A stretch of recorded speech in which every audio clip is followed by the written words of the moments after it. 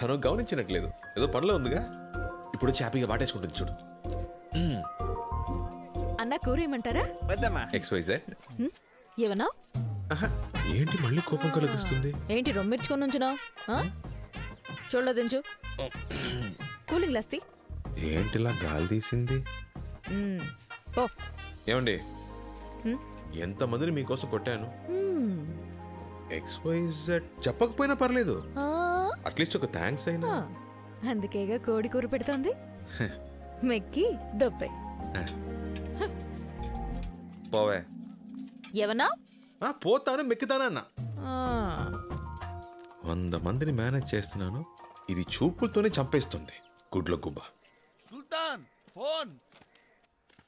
Hello బాబు, నేను లాయర్ని మాట్లాడుతున్నా. సార్ చెప్పండి సార్. న్యూస్ చూసావా? ఇక్కడ అందరినీ కుక్కల్ని కాల్చినట్టు కాల్చి పారేస్తున్నారు. ఒకటే రక్తపాతం. This encounter was not a planned action, just self-defense. Anyways, Vizag should be crime free. ఇది కేవలం ఆరంభం. ఆపరేషన్ పూర్తయినట్టుకి వైజాగ్లో రౌడీజం అనే మాటే ఉండదు. ఎట్టి పరిస్థితుల్లో వాళ్ళు ఇక్కడికి రాకుండా జాగ్రత్త పడు. కేర్ఫుల్ బాబు.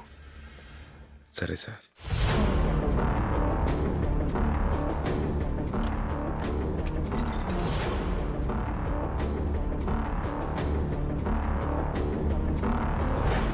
సరే, మేము సాయంత్రం మా ఊరికి బయలుదేరతాం. అవును, అలాగే. సరే, జాగ్రత్తగా వెళ్ళండి. రేయ్, సాయంత్రం అందరూ ఊరెళ్ళిపోతున్నాం. ట్రైన్ ఆగినా సరే ఎవరికి మళ్ళీ భోజనాలు పెట్టించను. ఇక్కడే డబుల్ కోట మెక్కేయండి, అర్థమైందా? ఏంటి సుల్తాన్, ఆలోచించకుండా ఫోన్ చేయండి. ఇదిగో బాబు గురించి పట్టించు. ఏమయ్యా, మీరంతా ఒకటే కుటుంబం ఒకటిగా? నిజమా? అవును. భోజనాలకే బోలెడంత ఖర్చు అవుతుందేమో. రోజుకు 10 కిలోల బియ్యం మాయమైపోతాయి. ఏంటయ్యా నువ్వు తినే పువ్వు కూడా లెక్క కడితే ఎలా చెప్పు? మా దగ్గరే గనక మీలాంటి వాళ్ళు 100 మంది ఉంటే చాలు. మేం ప్రతిరోజు 10 ఊళ్ళకు బువ్వ పెట్టగలం తెలుసా? ఎలా పెట్టగలరు? వీళ్ళందరినీ ఏకోజామనే పొలంలోకి దింపి ఒక పక్కనేమో 10 ఎకరాల్లో వంకాయ, బెండకాయ, టమాటా కూరగాయల్ని, ఇంకో పక్కన అరటి తోటని, వీటితో పాటు మిగిలిన భూమిలో వరిని పండిస్తే దిమ్మ తిరిగిపోతుంది. వీళ్ళతోనా జరిగే పని? నా తాత వీళ్ళకి వ్యవసాయం రాదు. అరే ఏంటి బాబు అలా అంటావు? సాఫ్ట్వేర్ కుర్రోళ్లే వ్యవసాయం చేయగలేంది, వీళ్ళు చేయలేరా? మీ తాత ముత్తాతలు వ్యవసాయం చేయలేదా ఏంటి? వ్యవసాయం మీ రక్తంలోనే ఉంది బాబు. విత్తనాలు ఎవరు జల్లినా మొలకెత్తుతాయి.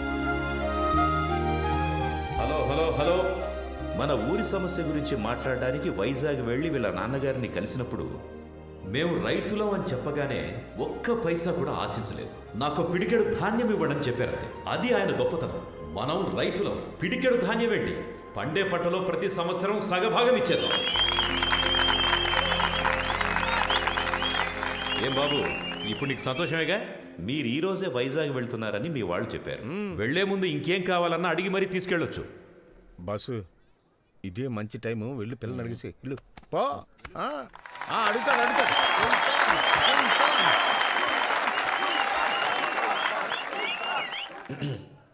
ఊరు పెద్దలకి, ఇక్కడున్న అందరికీ నమస్కారం. గొడవలు కొట్లాట్లాంటివి మా నాన్నగారు చేసినప్పుడైనా, మా అన్నలు చేసినప్పుడైనా నాకెప్పుడు నచ్చలేదు.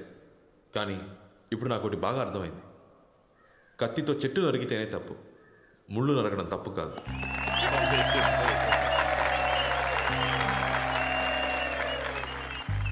కొన్నేళ్ల క్రితం విజ్ఞానం ఎదగాలి, వ్యవసాయం ఎదగాలని మాట్లాడేవాళ్ళం.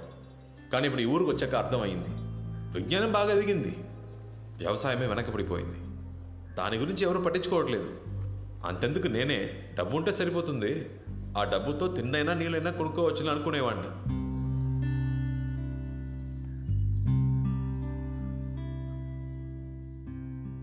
ఊళ్ళో ఆడవాళ్ళు ఉన్నారు, పైగా పెళ్లిడికి వచ్చిన పిల్లలు ఉన్నారు. ఈ రౌడీ విధంగా ఊళ్ళోనే ఉండనిస్తే మనం ఎలా ప్రశాంతంగా బతకగలం?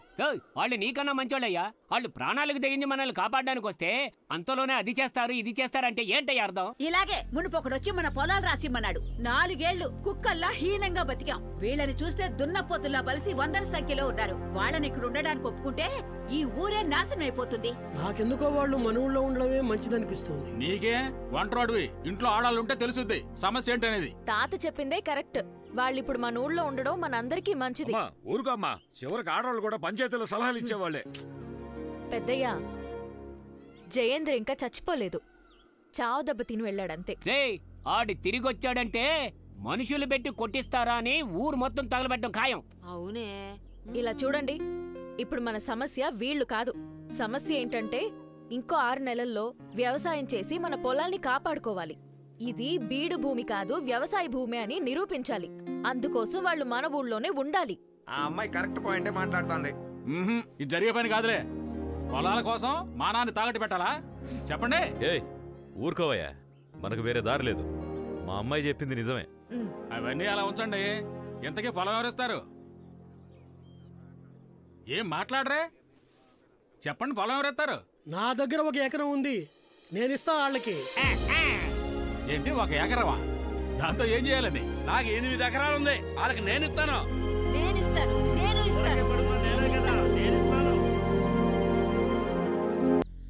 లేదు మా వల్ల కాదు అనేవాళ్ళు మీలో మీకు అలవాటుందిగా. ఓడిపోయిన వాడు గెలిచిన వాడి మాట వినాలని. రండి, వచ్చి నన్ను కొట్టి పడేయండి, ఆ తర్వాత మీ ఇష్టం. బాబు వాళ్ళెలా మీతో గొడవ పడతా? తొందరపడ కాసి. రేపు పొద్దున 5కి షార్ప్గా అందరు రెడీగా ఉండాలి. మిడ్ నైటా? అదే పో పో పో పో పో.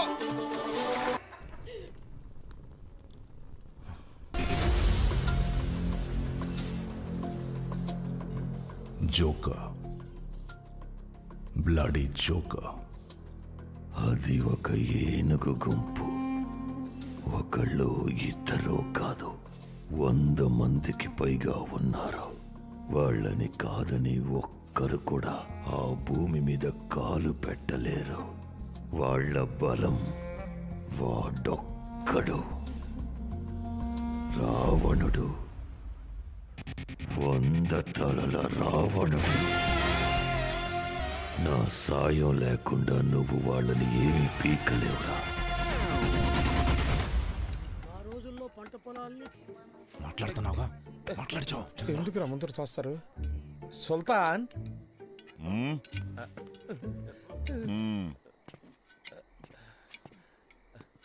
ఇక వ్యవసాయం వద్దులే బాసు, వైజాగ్ వెళ్ళిపోదాం. నేను కాదు, మనోళ్ళ మనసులో మాట. మనుషులనైతే వేసేయచ్చు కానీ పశువులు వేయగలమా? వైజాగ్లో అయితే షేర్ ఆటో నడుపుకొనైనా బతికేయచ్చు. ఇవన్నీ ఇక్కడికి రాకముందు ఆలోచించాలి. వచ్చి చేయాల్సిందంతా చేసాం. ఈ ఊరు సమస్య తీరే వరకు ఇక్కడే ఉండాలి. ఓ సంతేనా? 1 గంట టైం ఇవ్వు సుల్తాన్. ఈ ఊరిని ఇబ్బంది పెట్టే నా కొడుకుల తలాలు నరికి నీ కాళ్ళ ముందు ఉంచుతాం. మేము వెళ్ళి మూటా ముళ్ళి సర్దేసుకొచ్చా. అట్ట చూడ మాకయ్యా.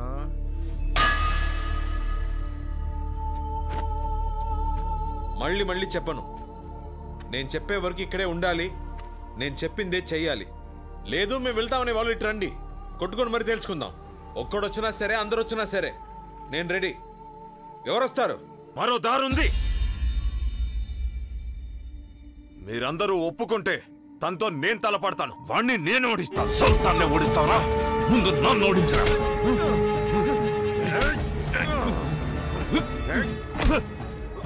ఆపండ్రా, ఆపని చెప్తున్నాను కదా. ఎందుకు ఇలా గొడవ పడుతున్నారు?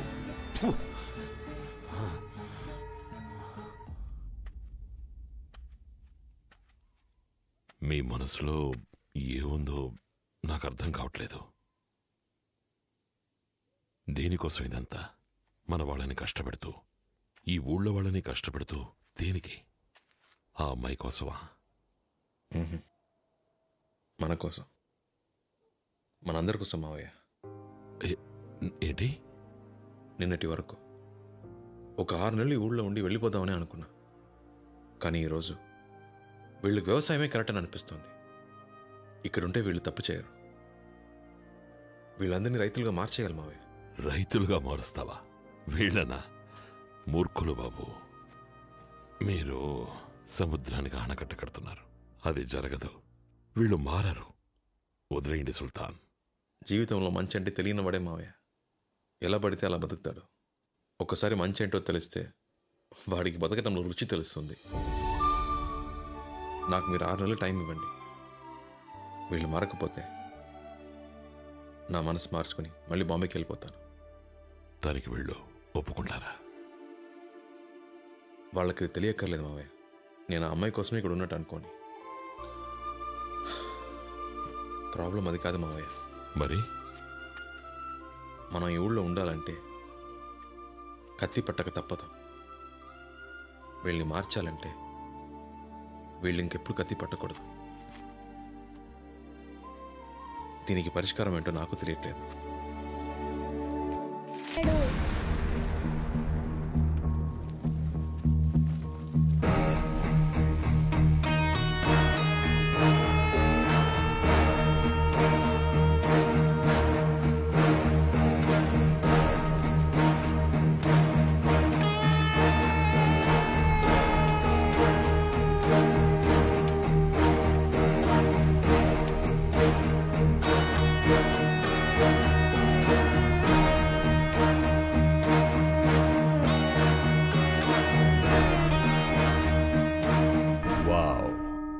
రావణుడు, 100 తలల రావణుడు. జయేంద్ర చెప్పాడు, అప్పుడు నమ్మలేదు, ఇప్పుడు నమ్ముతున్నాను. నేను రావణుడినే, కానీ నాకు ఒకటే తల. But that's okay. డబ్బులిస్తే 100 ఏంటి, 1000 తలలు కూడా మనకి మొలుస్తాయి. So money matters. ఈ ఊరు నీకు ఏమిచ్చుంటుంది, దానికన్నా నేనెక్కువ ఇస్తాను. ఈ సెకండ్ నుంచి నువ్వు, నీ రౌడీలు నా కింద పనిచేయాలి. ఈ మట్టిలో ఓ చిన్న మొలక కూడా రాకూడదు. వీళ్ళు రౌడీలు కాదు, నా అన్నలు. సరే, నీకు ఏం కావాలన్నా నేనిస్తాను. ఈ భూమి, ఆ కొండ నాకు కావాలి. నువ్వు నా కింద పనిచేయి.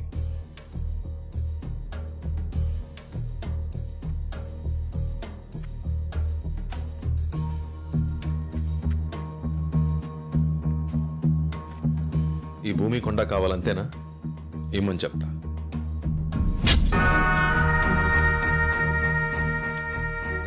6 అడుగులు సరిపోతుందా? బలం ఉంది కదా అని శత్రువుల్ని పెంచుకోకు. ఇక నీ అన్నల తలకాయలని అప్పుడప్పుడు లెక్క పెడుతూ ఉండు.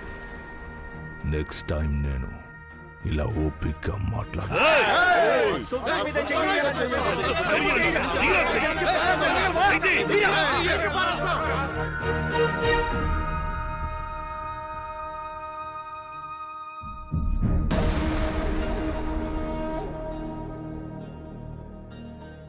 మీ వాళ్ళకి నా కోపమే తెలుసు, మా అన్నల కోపం ఎలా ఉంటుందో తెలియదు. మీరు తట్టుకోలేరు. ఇది వీళ్ళ నేల, వీళ్ళ మట్టి. ఈ ఊరి వాళ్ళ బాధలు చూడలేకే ఒకడిని చచ్చేలా కొట్టాను. ఇప్పుడు నేను ఇక్కడి మనిషిని. జోలికొస్తే నరిక్కేస్తా. ఇంకెప్పుడు ఇక్కడికి రాకు. వస్తే మళ్ళీ వెళ్ళాం.